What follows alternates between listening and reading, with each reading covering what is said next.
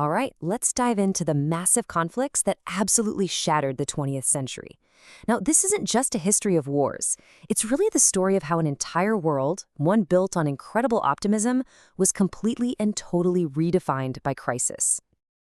At the end of the 19th century, this was pretty much the main way of thinking in Europe. There was this incredible, unshakable confidence that science, reason, and industry had put humanity on a one-way track to a perfect future. It felt like anything was possible. So that's our big question for this whole unit. How did that utopian dream just completely implode so quickly and so violently into trench warfare, totalitarian nightmares, and global destruction?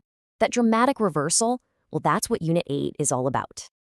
Okay, so here's how we're going to tackle this. We're going to break it all down into 4 key transformations: the shift to something called total war, the rise of ideological extremism, the great collapse of the years between the wars, and finally, how World War II ended up creating a completely new world. First up, World War I. And you have to understand, this was not just another European conflict. No way. This was a brand new kind of industrialized war that pulled in entire societies and just completely obliterated the old world order. The war really didn't just come out of nowhere. A great way to think about it is like a 4-part powder keg, and you can use the acronym MAIN to remember it. Militarism fueled this huge arms race. Alliances created a dangerous tripwire system that could pull everyone into what should have been a small conflict. Imperialism was causing friction over colonies, and a really aggressive form of nationalism had every country spoiling for a fight. The assassination of Archduke Franz Ferdinand, that was just the spark that lit the fuse. And wow, this slide just perfectly illustrates the central tragedy of the battlefield. You see, the generals were still thinking in 19th century terms, heroic cavalry charges and mass infantry advances, but they were facing 20th century technology. Sending men on horseback against machine guns, it was literally suicidal. This deadly mismatch is exactly what led to the brutal, static horror of trench warfare. So here's the crucial idea.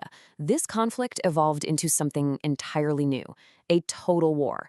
And that meant everyone was involved. Factories that used to make clothes were now churning out munitions. Food was being rationed to feed the soldiers.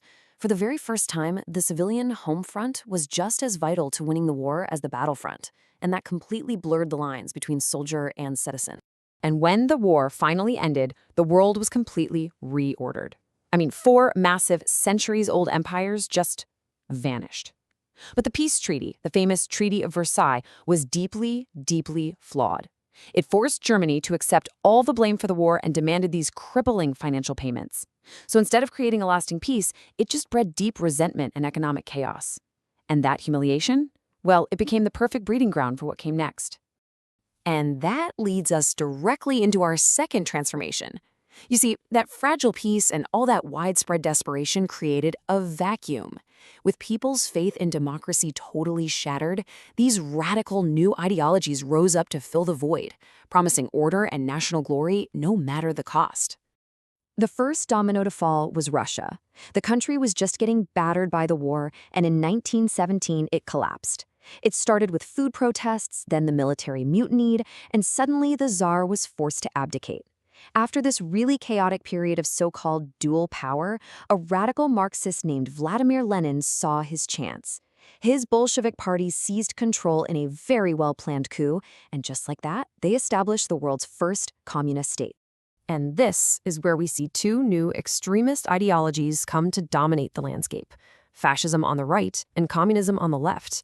Now, what's so wild about this is that while their goals were polar opposites, one was all about national purity, the other wanted a global workers' revolution, their method was exactly the same: absolute totalitarian control that completely crushed individual liberty in the name of the state.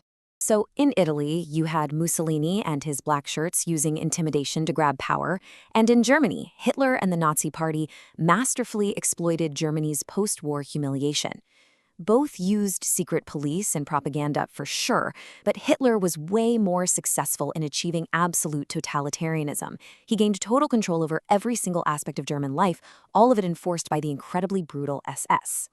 Okay, this leads us right into our third transformation, the complete and utter collapse of the interwar period. The new, fragile democracies were just paralyzed by 2 catastrophic crises happening at once: a global economic depression and a total failure of diplomacy. To really get the desperation, just look at this number. In 1923, that is how many German marks it took to equal $1. This is what hyperinflation looks like. It completely wiped out the savings of the entire middle class overnight. Can you imagine your life savings suddenly not being able to buy a single loaf of bread? This is the kind of economic chaos that extremists just love to prey on. And then, as if that wasn't bad enough, the Great Depression hit. As this chart shows, by 1932, unemployment was just staggering. A quarter of the workforce in Britain and a catastrophic 40% in Germany. Widespread unemployment and poverty, I mean, that is the perfect breeding ground for leaders like Hitler who come along promising jobs, stability, and a glorious return to national greatness. So, how did the democracies respond to all this? With a policy of appeasement. You see, they were so haunted by World War I that Britain and France did everything they could to avoid another conflict. As you can see on the timeline, they just let Hitler get away with more and more. They let him remilitarize the Rhineland, annex Austria, and take part of Czechoslovakia. Every concession was supposed to satisfy him, but all it really did was prove to him that he could act without any consequences. It made war inevitable.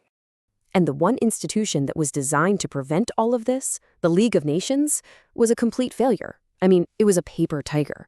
Without major powers like the US involved, and with no army to actually enforce its decisions, its condemnations were totally meaningless. It proved once and for all that diplomacy without a credible threat of force is utterly useless against aggressive dictators. And all of these failures, the unjust peace, the rise of extremism, the economic collapse, the failed diplomacy, they all converged in our fourth and final transformation. World War II, the cataclysm that finally destroyed any lingering shred of 19th century optimism. The war began with terrifying speed. Germany unleashed this new tactic called Blitzkrieg, which literally means lightning war. By coordinating planes, tanks, and infantry perfectly, they could just smash through enemy lines and conquer entire countries like Poland and France in a matter of weeks. It was a strategy designed for total shock and terror. And at the dark heart of the Nazi war effort was the horrifying endpoint of their ideology, the Holocaust. It's so important to remember this didn't happen all at once. It was a systematic progression. First, they used laws like the Nuremberg laws to legally push Jewish people to the margins of society. Then, they tried to force them to emigrate. When that failed, at the Wannsee Conference, they decided on the final solution, the industrialized, state-organized mass murder of 6 million Jews and millions of others they considered undesirable. The war ended with the darkest possible irony. The very same scientific progress that had promised a utopia a century earlier culminated in the atomic bomb. This single weapon, a product of brilliant physics, killed up to 200,000 people in an instant and plunged the entire world into the new terror of the nuclear age. It turns out progress was a double-edged sword. So let's pull this all together. What's the big takeaway from all this? Unit 8 represents a definitive, violent break with the past. It marks the death of that naive 19th century faith in inevitable progress. It saw the rise of global ideological conflict between democracy, fascism, and communism, and it signaled the end of Europe's total dominance on the world stage. In short, the shattering of the old world was the violent birth of our own. And that leaves us with a final thought. This entire period is a brutal, painful lesson that progress, peace, and democracy are not guaranteed. They are fragile. They have to be defended. The question for us then is what lessons from this shattered century are the most critical for us to remember today?